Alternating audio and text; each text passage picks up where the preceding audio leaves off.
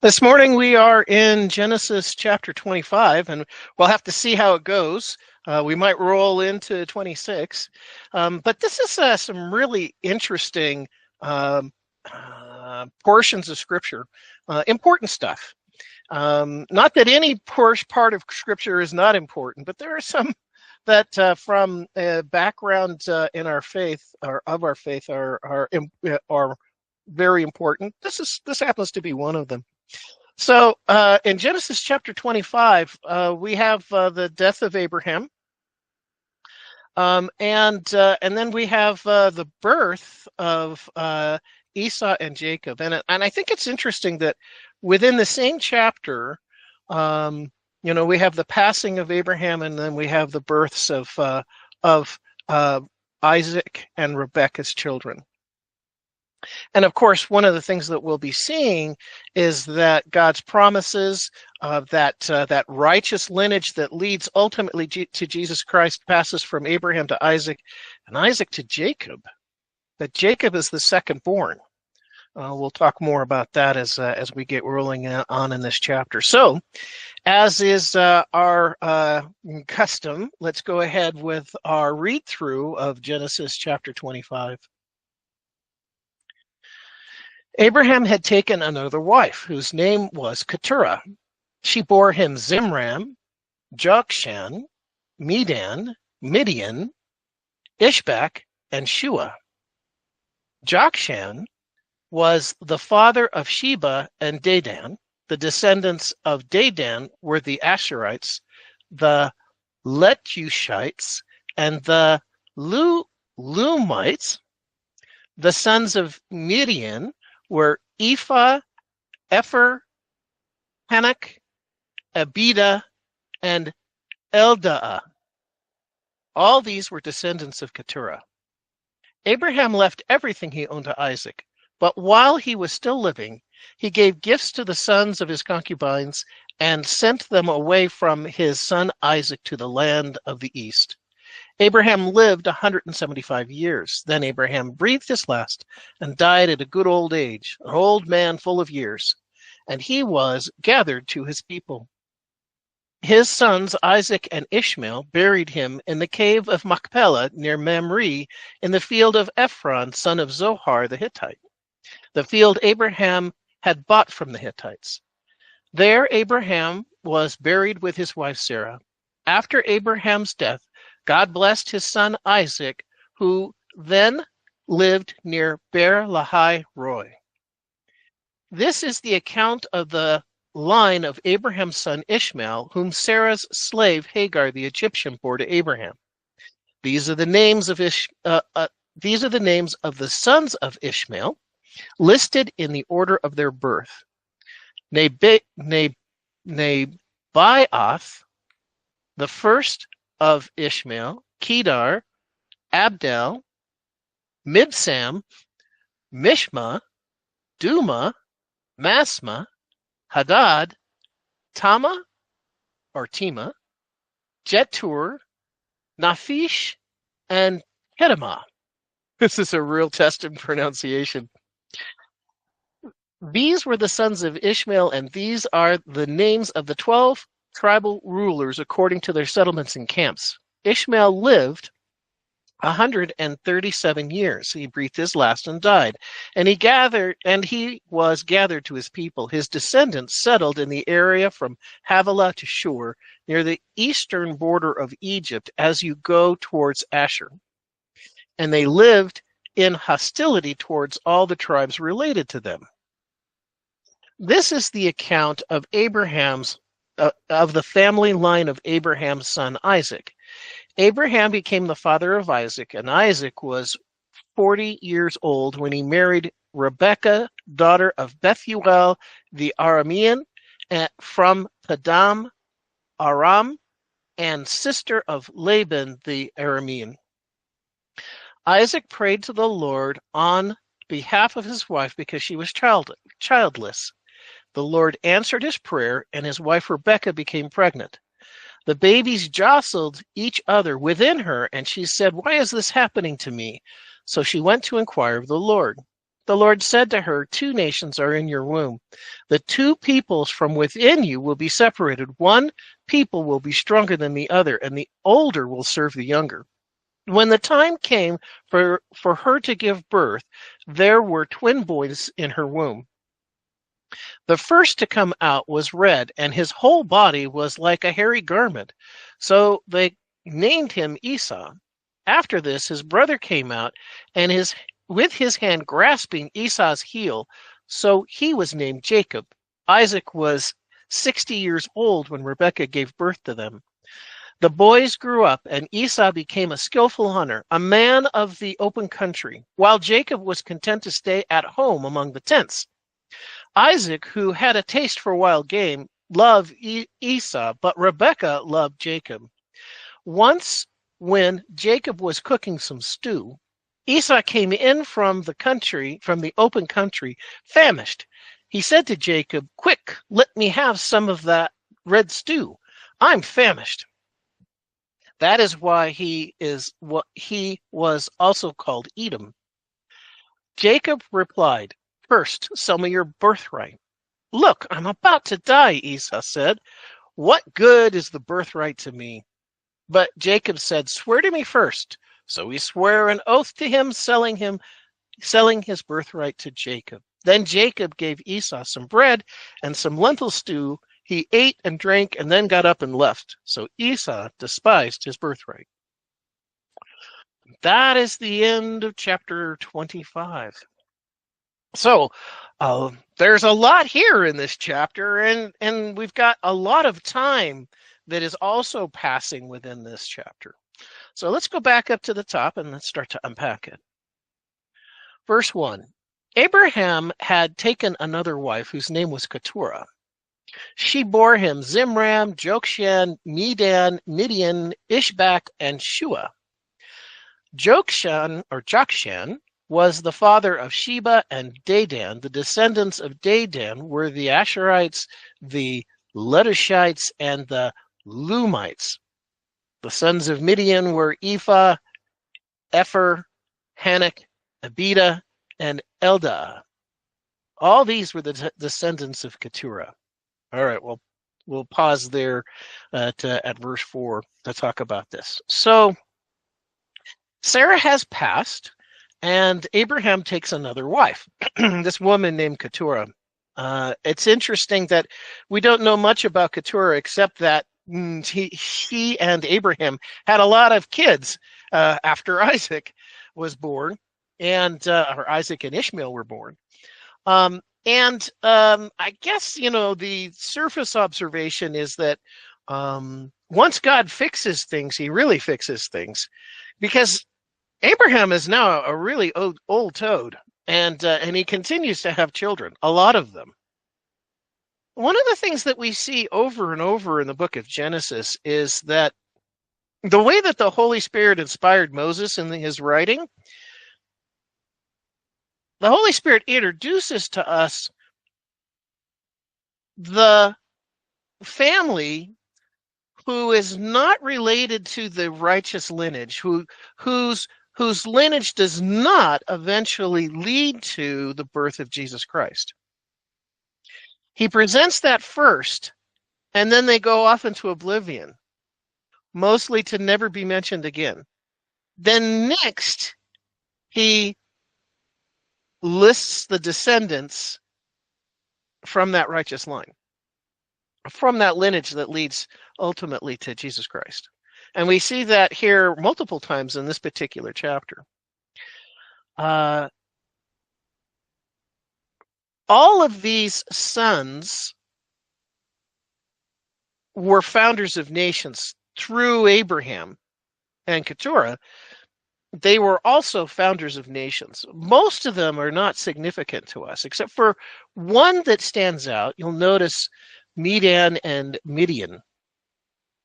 If you remember, after Moses kills the Egyptian that was beating the Israelite slave, he leaves Egypt. He escapes Egypt, or he flees. And where does he go? He goes to the land of Midian. And there God has him in training, and he marries a Midian woman. And her father, Jethro, is a Midian priest. Priest of what? Priest of the Most High God. How did that happen? Because Midian is one of Abraham's sons. So it's kind of interesting to see that, like I said, most of the time, the way that the Holy Spirit inspired Moses was to present the insignificant or less significant family lineages first and then move on to the righteous line. We do hear about Midian again. All right, verse 5. Abraham left everything he owned to Isaac. And I guess this would be to be expected, but notice what is not being said. Abraham gave gifts to his other sons, but he didn't leave everything to them. He only left everything to Isaac, right? That includes Ishmael. Technically, Ishmael is Abraham's oldest son, but he was not the son of promise. He was not the son that God gave to Abraham and Sarah. Isaac was.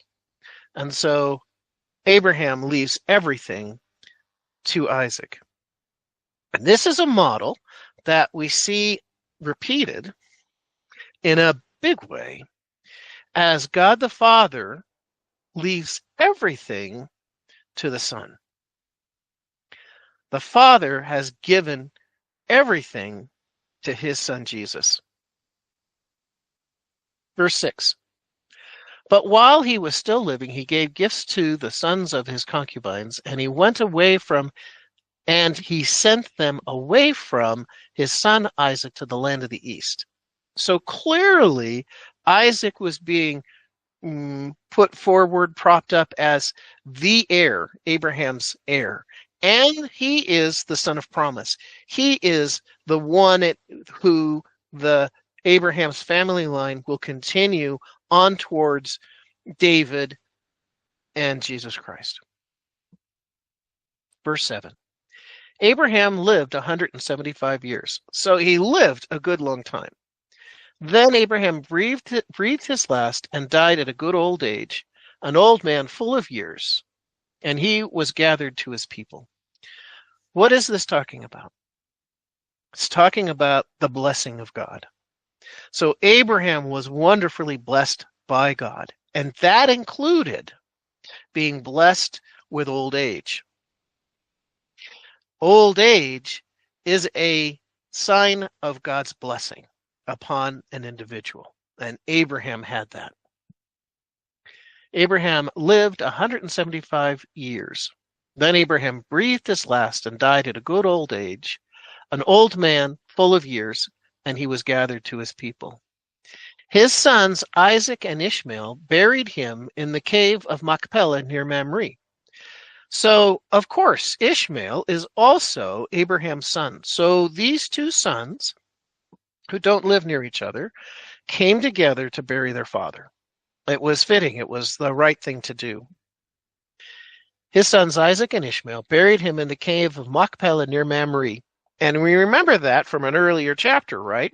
When Abraham wants to find out, or he wants to buy this cave and the field that the cave is in, the Cave of Machpelah, and the field that was owned by Ephron, son of Zohar the Hittite. And he went to the Hittites, remember, and he asked for permission to buy this cave in the field. And the Hittites, as a people, said, we're okay with that. And Zohar said, look, I'll give it to you. And Abraham insisted that he pay for it. Why? Because he wanted to be sure that he owned it in perpetuity. And he didn't want it to be given because it was a sacred place to him, a sacred place for he and his family. His sons Isaac and Ishmael buried him in the Cave of Machpelah near Mamre. Remember the trees of Mamre? In the field of Ephron, son of Zohar the Hittite. This is all happening in the area of Hebron in Israel. the field Abraham bought from the Hittites. There Abraham was buried with his wife Sarah. That was Abraham's long-term plan, to be buried near his wife Sarah, his first wife Sarah. After Abraham's death, God blessed his son Isaac, who then lived near Beer Lahai Roi. And if we recall, when Abraham's servant brings Rebekah back to where Abraham was living in Israel, back from Mesopotamia, when he brings him back, we the scene opens at the end of chapter 24. The scene opens with Isaac in the area of Beer Lahai Roi. What's he doing? He's meditating. He sees off in the distance this caravan of 10 camels, and he thinks to himself, I wonder if that's our chief servant. I wonder if that's our head of household returning from our family in Mesopotamia. And as they get closer, Rebekah says to the servant, who is that? And the servant says, that is my master. And as I mentioned last time, it's likely, I mean, we don't know, there's no scriptural text that tells us so, but it's likely, on the trip back, I mean, it took many days. On the trip back, Rebekah is asking the servant, so tell me again about your master. Tell me again about his son. Tell me what he's like. Tell me what tell me what his favorite color is. Tell me what he likes to eat. And she has learned all about Isaac on the trip home. And likely she begins to fall in love with him. And then their eyes meet, and Isaac sees how beautiful Rebekah is. That becomes important in this chapter. Actually becomes important next chapter.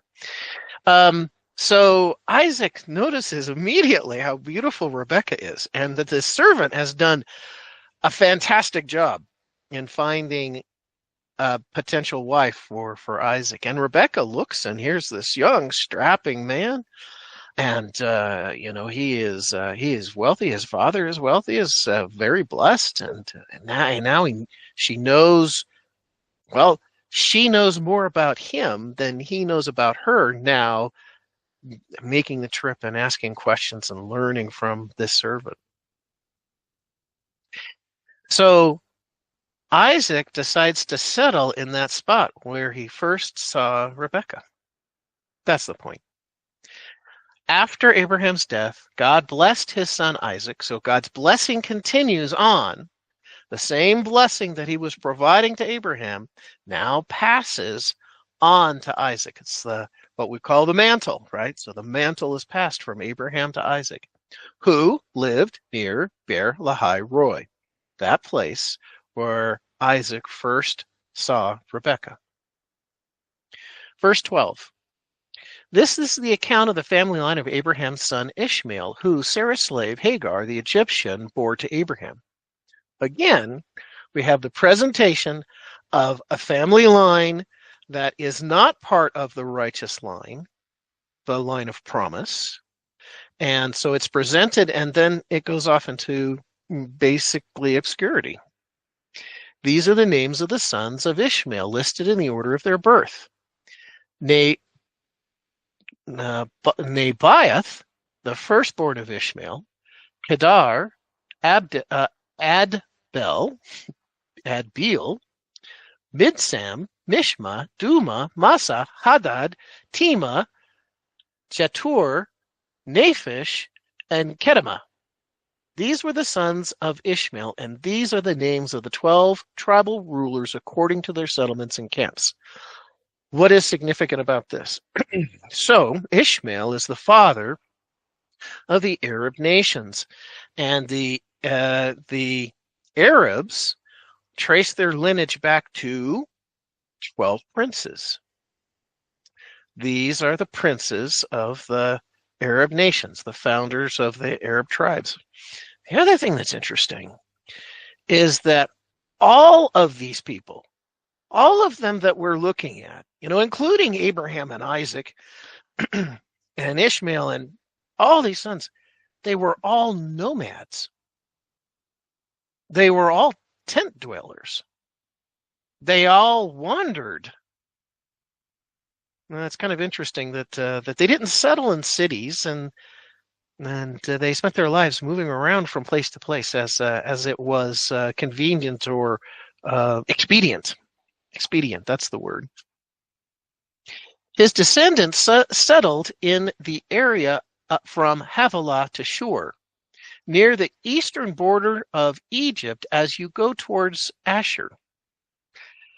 Now, what is this talking about? So they settled in the area of Arabia, right? Makes sense. Makes sense. 12 princes of Arabia settled in the area that we would now know as Arabia and out in the Sinai. And they lived in hostility towards all the tribes related to them. But we still see that today. We still see Arab upon Arab hostility. We have, the Saudi Arabia, and it's a Sunni nation, right? And then you've got Iraq and Iran, and then you've got Qatar and Kuwait, and all of these groups still have hostility between them, and competition, being competitive. Now we move on to the story of Jacob and Esau. This is the account of the family line of Abraham's son Isaac. So again, now the Holy Spirit moves on to the presentation of the promised line, or the righteous line, the line of promise. This is the account of the family line of Abraham's son Isaac. Abraham became the father of Isaac, and Isaac was 40 years old when he married Rebekah, daughter of Bethuel the Aramean from Padan Aram, and his sister, and the sister of Laban the Aramean. Isaac prayed to the Lord on behalf of his wife because she was childless. Now, notice that Rebekah is also not able to get pregnant, like Isaac's mother, Sarah. What does Isaac do to try and fix the problem? He goes to the Lord. He pleads with the Lord that they would become fertile. And the Lord responds, and his wife, Rebekah, becomes pregnant. After 20 years. So Isaac is 40 when he meets and marries Rebekah, and they don't have children for 20 years. See the passage of time? When we started into this chapter, I said that this chapter covers a lot of time, covers a lot of ground. This is part of that. 20 years between when Isaac married Rebekah and when they had Jacob and Esau. It's a lot of time. But the salient point here is that when faced with a problem, a challenge, one that he knows, that Isaac knows, his parents faced, what did Isaac do? How did he respond? He went to the Lord in prayer. He brought his need, his petitions to God. And God responds, and Rebekah becomes pregnant. The babies jostled each other within her.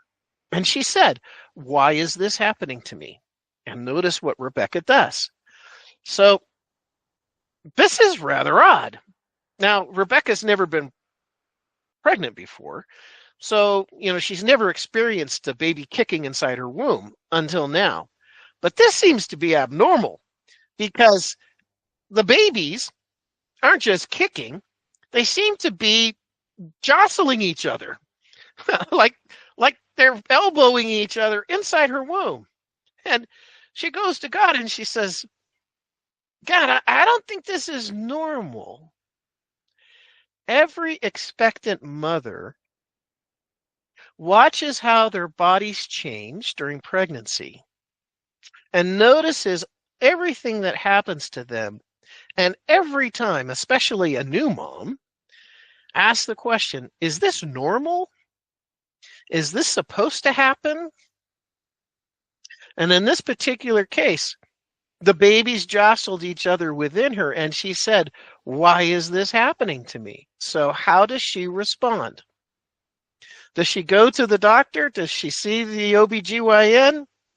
She doesn't have one. So she goes to God. So she went to inquire of the Lord. The Lord responds and said to her, so God actually speaks to Rebekah. The Lord said to her, 2 nations are in your womb, and 2 peoples from within you will be separated. One people will be stronger than the other, and the older will serve the younger.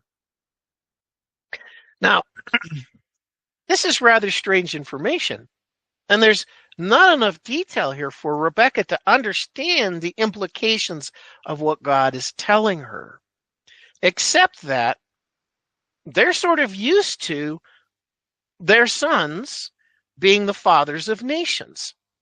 And God is telling her that the 2 sons in her womb, that they are going to be fathers of nations. They're going to be founders of nations. And they're going to contend with each other. And that contention has actually started before their births. It's actually started within Rebekah's womb. Then he says something really strange. One people will be stronger than the other, and the older will serve the younger. And that's really rather cryptic. I think that Rebekah wouldn't have understood what that meant, especially in their society when, as we'll get to here a little bit later in this chapter, the rule was, the birthright rule was, the oldest son would inherit everything. The oldest son was the keeper of the household. The oldest son was responsible to make sure that the parents were taken care of. The oldest son, like Isaac, was the person that would inherit his father's estate. So the older will serve the younger. What does that mean? It becomes important later in this chapter when Edom is mentioned. So we'll talk about that. But Esau is the founder of the Edomite people. And if you'll recall from our studies in the books of 1st and 2nd Samuel, the Edomites were the enemies of the Israelites. And what does God do? He wipes them out. But not until the time of David. Esau is the founder of the Edomite people. All right. And the older will serve the younger. When the time came for her to give birth, there were 2 boys in her womb. The first to come out was red, and his whole body was like a hairy garment, so they named him Esau. Esau means red or earth-colored, the same color as the earth or the dirt. So Esau means red. And his brother came out grasping Esau's heel, so they called him Jacob. Jacob, the name Jacob means usurper. It also means heel catcher, which he came out of the womb holding on to his brother's heel. And that speaks to the contention, again, that is going to exist the entire lifetimes of these 2 boys, and then continue past them between the nations that they found. But it's interesting that that Jacob, I mean, if you think about, you want to give your sons names that, will help them be successful in life, that will carry forward their personification, right? And so you name your son Usurper. And did they understand then? Is this part of what God told Rebekah about the older or the elder will serve the younger? Do they know that? It's just kind of a question we don't have an answer for, except that He's named Jacob, and he comes out of the womb holding onto his brother's heel. And that is the way that they live the rest of their lives. After this, his brother came out with his hand grasping Esau's heel, so they named him Jacob. And Jacob becomes important, right? Esau is going to sell his birthright. Means something to Jacob. The birthright means something to Jacob. Jacob understands the value of the birthright. And Esau doesn't care about it.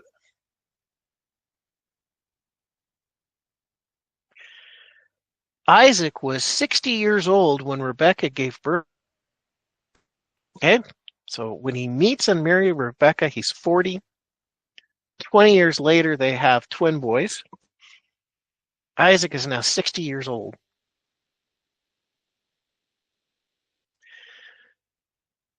Verse 27, the boys grew up, and Esau became a skillful hunter, a man of the open country, while Jacob was content to stay at home among the tents.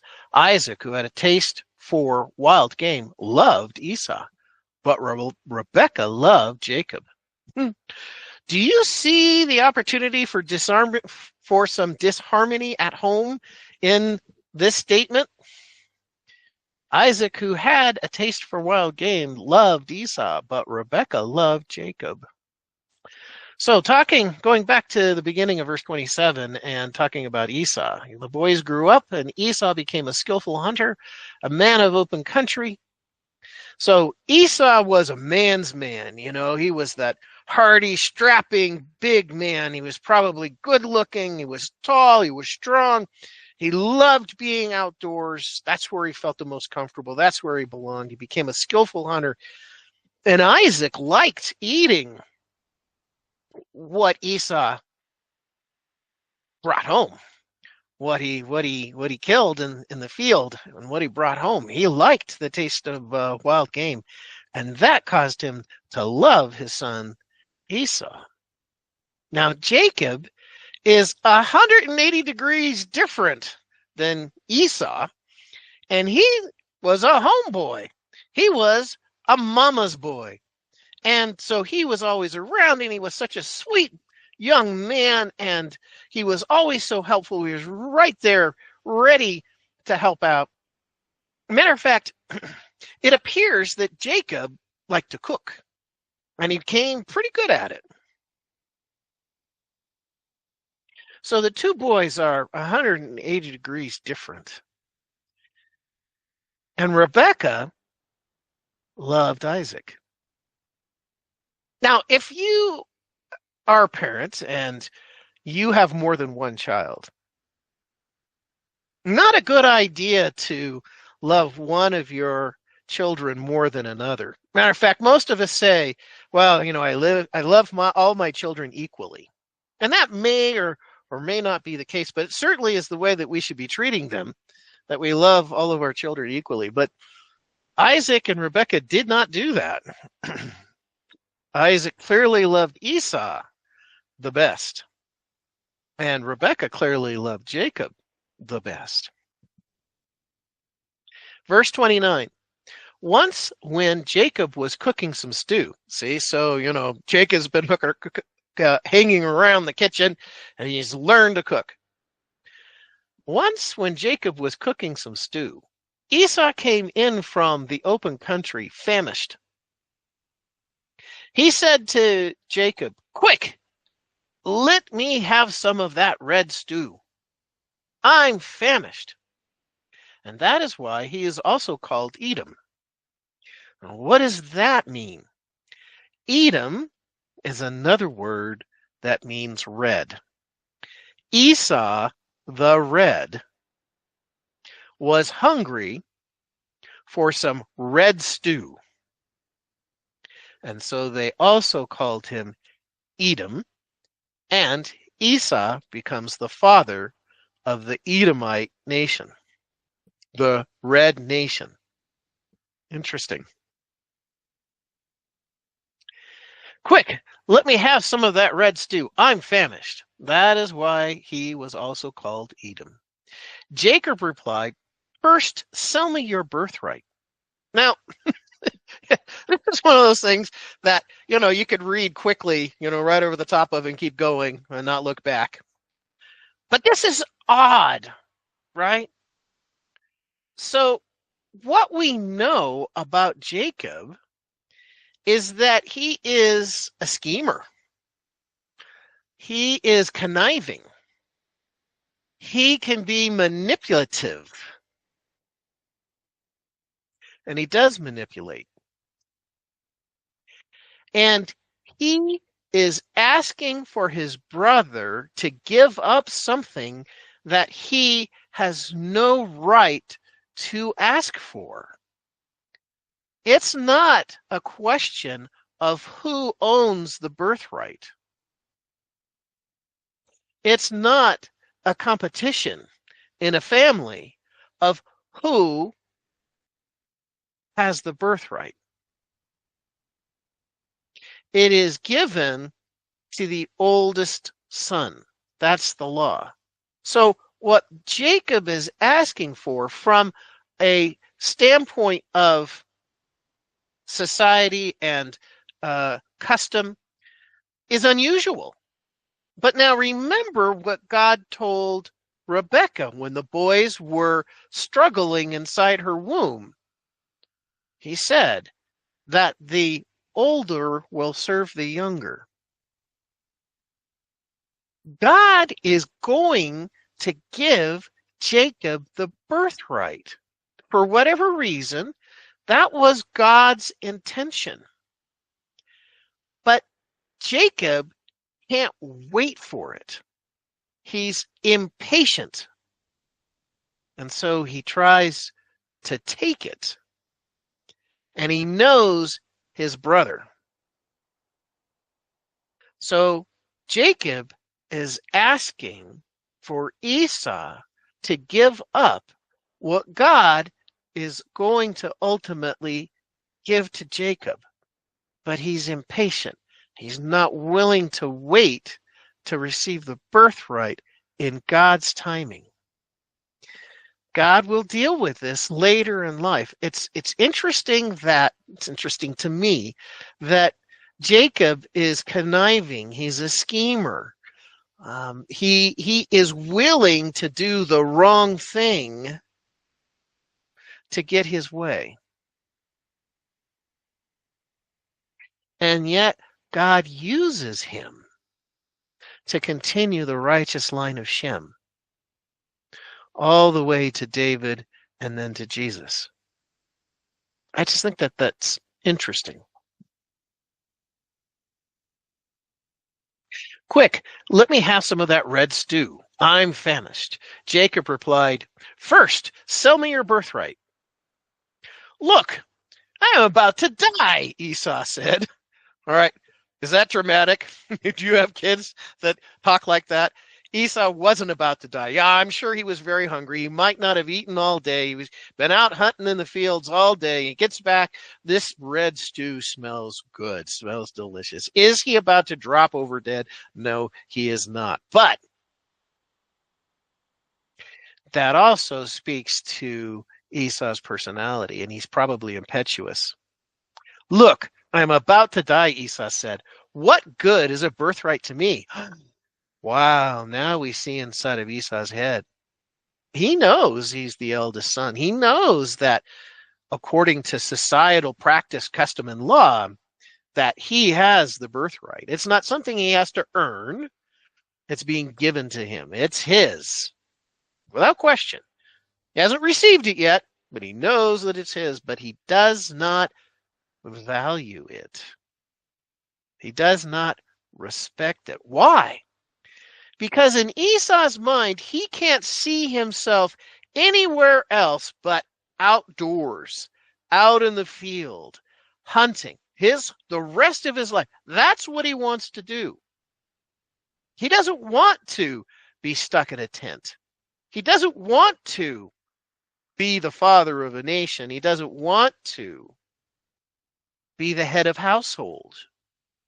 And when you're head of household, you're also expected to be the priest of the family. And Esau has no interest in spiritual things.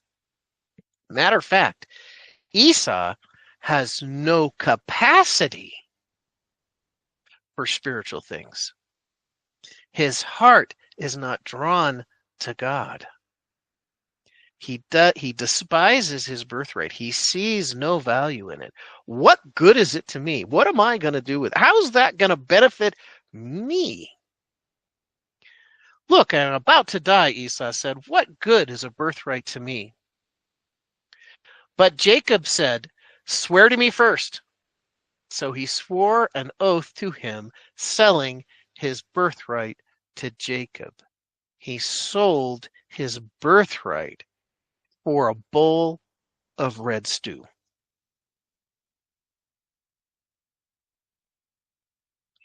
Then Jacob gave Esau some bread and some lentil stew, and he ate and drank. Then he got up and he left. Why is that detail there? He ate and drank, and then he got up and he left. Because that is the signature on the contract. What did Jacob ask Esau to do? Sell me your birthright, and I'll give you this stew. Esau says, what good is it to me? I'm hungry now. He's thinking in the moment. He's not thinking about his future. And when he sits down and he eats the stew and he has something to drink, and then he gets up and leaves, he has signed and sealed the deal. They now have contract. They've now completed the oath. And the birthright now belongs to Jacob. But again, remember, that birthright was ultimately going to Jacob. That was what God planned while these young boys were still in their mother's womb. It was coming to Jacob anyway. But Jacob can't wait for God's timing, and he takes the birthright. He connives, he manipulates his brother into selling his birthright. Then Jacob gave Esau some bread and some lentil stew. He ate and drank, then he got up and left. So Esau despised his birthright. This will become important later here as we continue in the book of Genesis. As we finish out the book of Genesis, Jacob remains a prominent character for most of the rest of the book. The first section of Genesis spends its time on 4 significant events. The second part or section of Genesis spends its time focusing in on 4 significant characters. We've met Abraham, Isaac, Jacob, and then ultimately we finish up with Joseph, the story of Joseph. That is the end of chapter 25. Any comments before we move on to chapter 26? Perry, I've been reading Dennis Prager's commentary. Uh-huh. And do you know Dennis? Yes. Yeah, he's a Torah scholar. And it's interesting that he brought up something which I've never seen before or heard taught, but he goes to all the rabbis and stuff. But that statement where it says where Abraham died and he breathed his last and joined his ancestors. Mm-hmm. In some of the or some other Bible interpretations, it says that he died at a good old age, contented, and he was gathered rather than joined his ancestors' death. He was gathered to his ancestors. And he brought that up,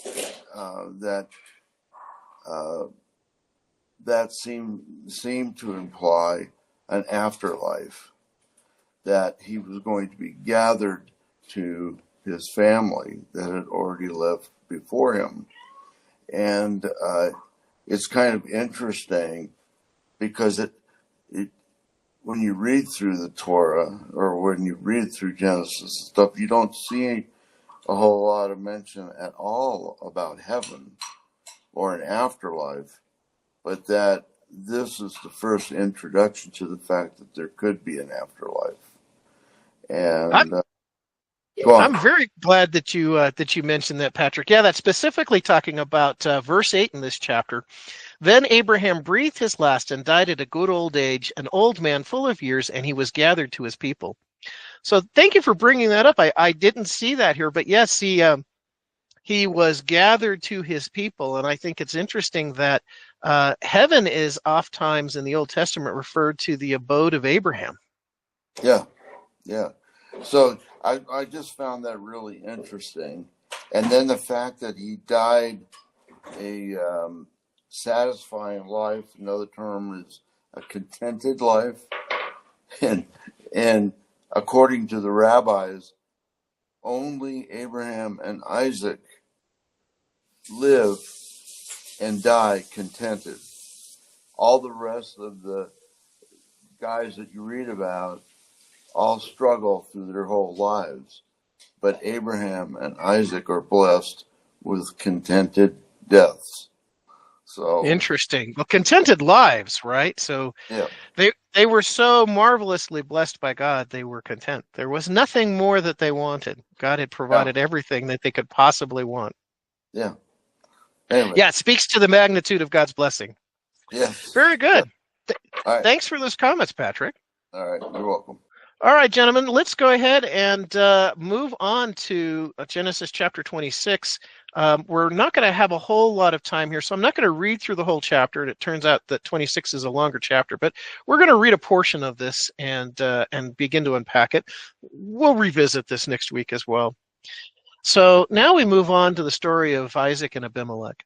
Now, there was a famine in the land besides the previous famine in Abraham's time, and Isaac went to Abimelech, king of the Philistines, in Gerar. The Lord appeared to Isaac and said, "Do not go down to Egypt. Live in the land where I tell you. Stay in the land for a while, and I will be with you and will bless you. For to you and your descendants I will give all these lands, and will confirm the oath I swore to your father Abraham. I will make your descendants as numerous as the stars in the sky, and will give them all these lands, and through your offspring all nations on the earth will be blessed, because Abraham obeyed me and did everything I required of him, keeping my commands, my decrees, and my instructions." So Isaac stayed in Gerar. When the men of that place asked him about his wife, he said, "She is my sister," because he was afraid to say, "She is my wife." He thought, "The men of this place will kill me on account of Rebekah, because she is beautiful."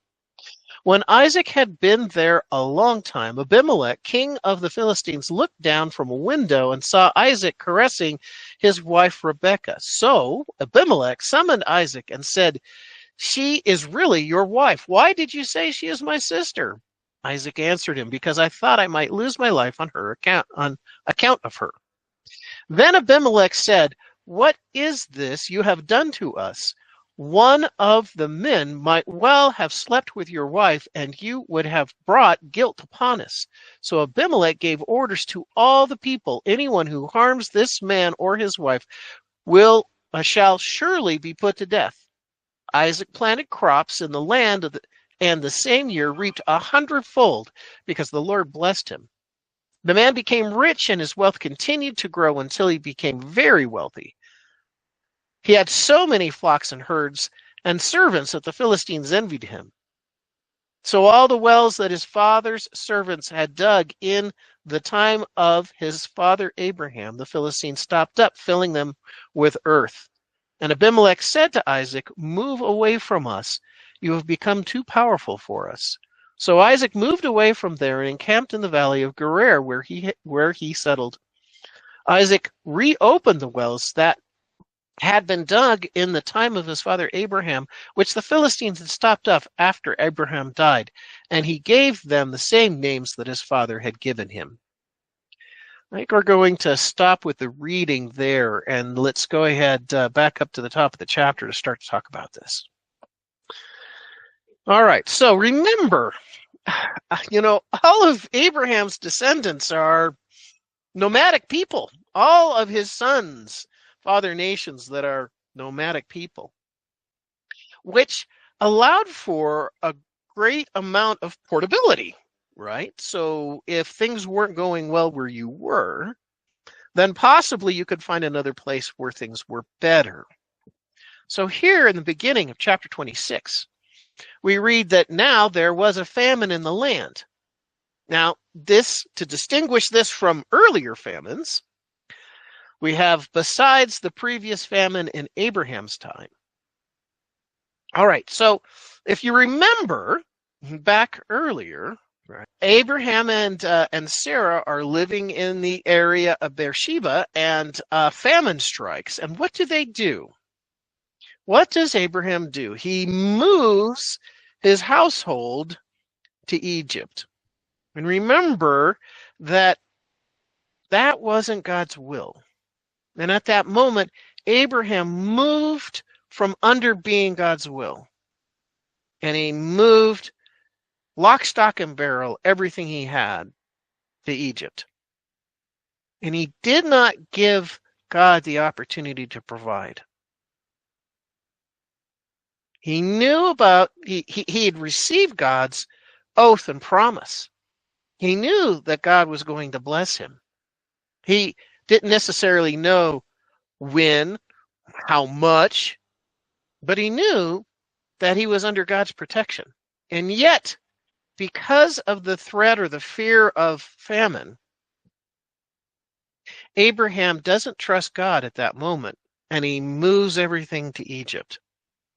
It becomes important to understanding the rest of this chapter because here the son is repeating the sins of the father.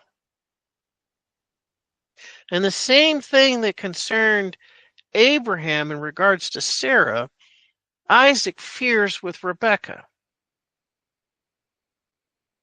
It's like almost history is about to repeat itself.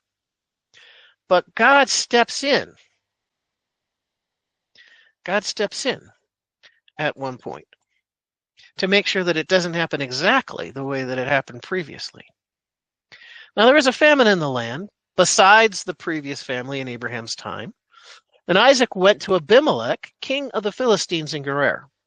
Now, at this time, there's no animosity between the sons of Abraham and the Philistines. Later, in David's day, they will be continuously at war with the Philistines, but that hasn't happened yet. That animosity hasn't begun, but it gets set up here, and it kind of explains the source of that animosity. But we see the genesis or the germ of that animosity here in this chapter. So Isaac went to Abimelech, king of the Philistines in Gerar. The Lord appeared to Isaac and said, "Do not go down to Egypt. Live in the land where I tell you. Stay in this land for a while, and I will be with you and will bless you." So if Isaac gave any thought of doing exactly like his father did when confronted with famine and moving everything he has to Egypt, God puts a stop to it right here. And he speaks to Isaac. He not only speaks to Isaac, he appears to him. Notice that. The Lord appeared to Isaac. The Lord doesn't appear to many people in the story of Scripture. But when he does appear, it's very important. There's a reason behind it. There's a clear motivation. And that clear motivation is that God wants Isaac to stay in the promised land, the land of promise. He doesn't want him to move out under God's will and move to Egypt. So he puts the kibosh on any of that thinking. I don't want you to go anywhere but in the land where I tell you, in the land that I promised. Now, Abraham never saw the nations that God promised come from him. He saw the sons, he saw the families, but he never saw the great nations. He never saw the population explosion that would occur, right? That his descendants would be as numerous as the sands on the sea or in the stars in the sky. He never saw that. But he still trusted the Lord was good for his word. Isaac, too, received the mantle. He received God's promise through Isaac, right? God is going to bless Isaac like he blessed his father. And Isaac himself is going to be the father of many nations, right? And his descendants, too, are going to be as numerous as the stars in the sky. But he hasn't seen it yet. But he trusts God for it. Lord appeared to Isaac and said, "Do not go down to Egypt. Live in the land where I will tell you to live. Stay in this land for a while, and I will be with you and will bless you. For to you and your descendants I will give all of these lands, and will confirm the oath that I swore to your father Abraham." So what God is doing here is he is conferring and he is confirming his oath and promise that he made to Abraham. He's confirming it with Isaac, Abraham's son. "For to you and your descendants I will give all these lands, and will confirm the oath I swore to your father Abraham. I will make your descendants as numerous as the stars in the sky, and I will give them all these lands, and through your offsprings all the nations on the earth will be blessed, because Abraham obeyed me and did everything I required of him, keeping my commands, my decrees, and my instructions." So Isaac listened. So Isaac stayed in Gerar. It's interesting that in David's day, when Saul was out to kill David, where did David go? He went to Gerar in Philistine country, and he lived there with his men. Why did he go to Gerar? Because through his mother, he had family there. So he was accepted by the people, but the lineage, the promised line, had a history in Gerar. Also, notice what God says about Abraham. "Because Abraham obeyed me and did everything I required of him, keeping my commands, my decrees, and my instructions." Abraham was a man of faith, and faith is carried to action. Abraham acted on his faith, and God counted it as righteousness.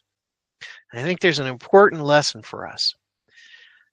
Belief is important, but when belief becomes faith and we are convicted by our faith, we are carried to action. Abraham acted on his faith. It gets back to the old adage, or one of my sayings, and that is, if you park a Volkswagen in the garage and close the door, it'll never become a Mercedes. It'll always be a Volkswagen. And God finds it hard to steer a parked car. So when we are wondering what the next thing is that God has for us in our lives, We're to be prayerful about it. We're to be asking him, Lord, I want to be in your will. I want to do in this situation. I want to do with my life exactly what you want. Help me to know what that is. It's important that we don't just sit there on the couch and wait for God, that we start heading in a direction. Because when we start heading out in a direction, then God can guide us. And yeah, we often are confronted with forks in the road. Do I go to the right? Do I go to the left? Lord, lead me and head in a direction. And he'll close a door, but then he'll open another one. And through that process, he guides you in his will. But God finds it difficult to steer a parked car. If you're wanting perfection, it only exists in God. A Volkswagen parked in the garage will never become a Mercedes. So you take what you've been given by God and you begin to work on that. And when he directs you, you listen and you act. And when you hit that fork in the road and you say, Lord, help me to know whether to go to the right or go to the left, start in a direction. He'll close the door if that's not the direction he wants you to head, and he'll open another. Because Abraham obeyed me and did everything I required of him, keeping my commands, my decrees, and my instructions, so Isaac stayed in Gerar. But then, and this is where we're going to leave off for today, but then what does Isaac do? Oh, he repeats the sin of his father, and he lies about his wife.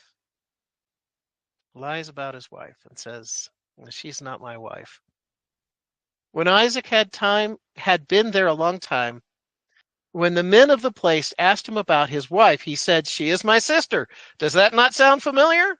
Because he was afraid to say, she is my wife, he thought the men of this place might kill me on account of Rebekah because she is so beautiful. Wow, it's almost like he's repeating the words of his father Abraham, because Sarah is so beautiful. I thought that they would kill me so that they could take my wife. Very interesting, very interesting. We will pick up at this place next week, gentlemen.